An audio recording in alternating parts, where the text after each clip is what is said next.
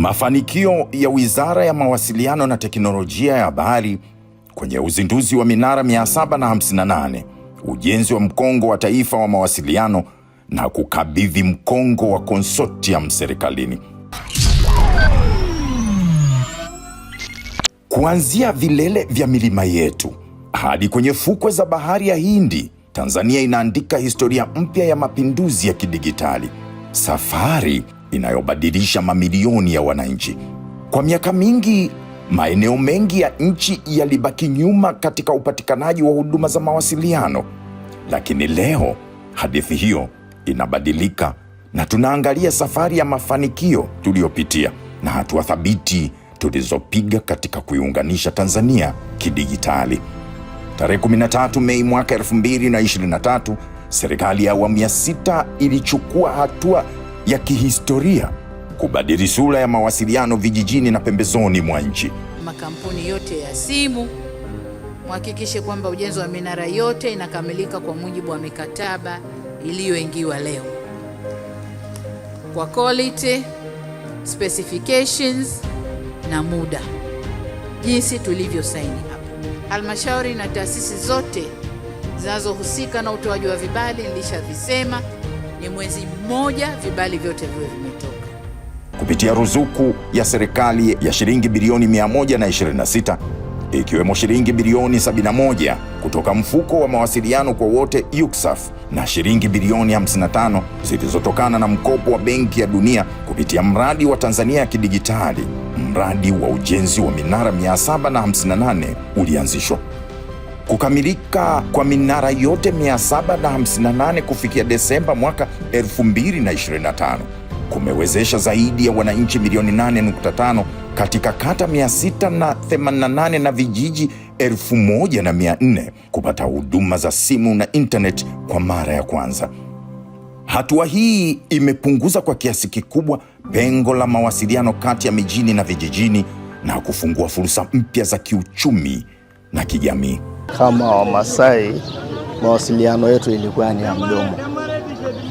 Yaani tukikutana na mtu lazima nimuulize mahali alikotoka au anakoenda, na huyo akienda anamueleza mwingine kama nilivyomweleza. Na sasa hivi hata mfugaji machungani ukimpigia simu anakupa taarifa anaendeleaje. Tukio likitokea ni rahisi sana kutoa mawasiliano aina yote kwenye vyombo husika. Sambamba na ujenzi wa minara mipya, minara 304 iliyokuwa na teknolojia ya 2G imeboreshwa hadi 3G na 4G. Maboresho haya yameongeza kasi na ubora wa huduma za mawasiliano nchini na kuwezesha wananchi wengi zaidi kushiriki katika uchumi wa kidigitali kupitia elimu mtandaoni, biashara za kielektroniki na huduma za kijamii zinazotumia internet. Lakini pia kwa upande mwingine, hata kwa wanafunzi kudownload, kuna zile video za namna wenzao wanavyojifunza na download wakati tunawekea ngao darasani wana enjoy kidogo. Kwa hiyo kwa kweli umeturahisishia sana. Lakini minara na internet peke yake haviwezi kufanya kazi bila msingi imara wa mawasiliano kitaifa. Nyuma ya mafanikio haya kuna miundombinu ya kimkakati ya mawasiliano ya mkongo wa taifa wa mawasiliano unaosimamiwa na Shirika la Mawasiliano Tanzania TTCL. Mkongo huu ni uti wa mgongo wa mawasiliano ya kidigitali unaosafirisha taarifa ndani na nje ya nchi kwa kasi na uhakika. Tangu kuanza kwa ujenzi wa mkongo wa taifa wa mawasiliano mwaka 2009 hadi mwaka 2021, jumla ya kilomita 8319 zilijengwa na kuunganisha wilaya 36 nchini. Kuanzia mwaka 2021 hadi kufikia leo, ujenzi umeongezeka kwa kasi kubwa na kufikia zaidi ya kilomita 15,167 za mkongo unaofikia wilaya 121 kati ya wilaya 139. Lengo la serikali hapa ni kuhakikisha mkongo unafika katika wilaya zote ifikapo Disemba mwaka 2026. Kupitia mkongo huu, taasisi za serikali, vyuo vikuu, vituo vya utafiti na shule zaidi ya 800 zimeunganishwa kwenye mtandao wa mawasiliano ya uhakika. Hali hii imeimarisha utoaji wa huduma za serikali mtandao na kuchochea ukuaji wa uchumi wa kidigitali nchini.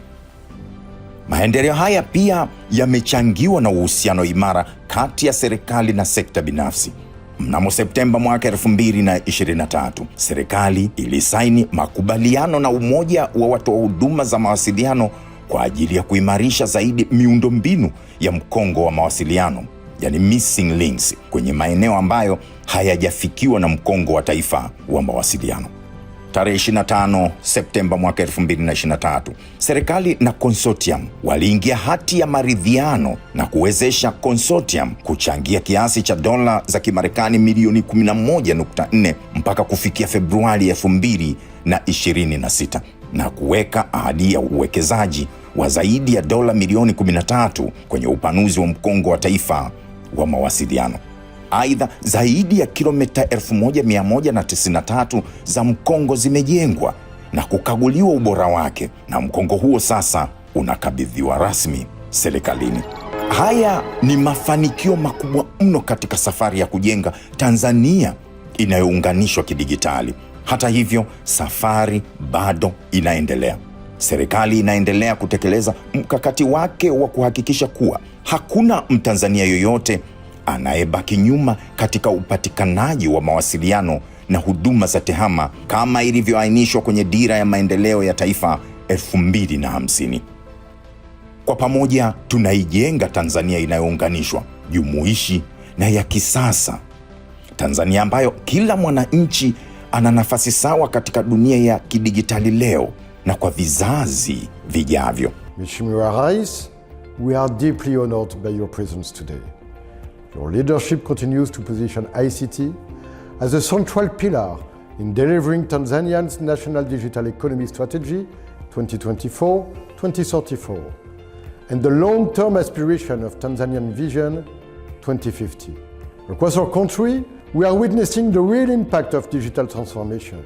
Young people are building businesses for their mobile phone, farmers are accessing markets and receiving payments digitally.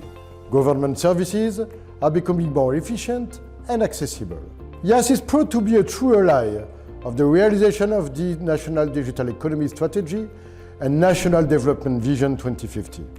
Our commitment is clear: to continue investing in resilient digital infrastructure, to expand access and inclusion for all Tanzanians, and to support the government in delivering its vision for a strong digital economy.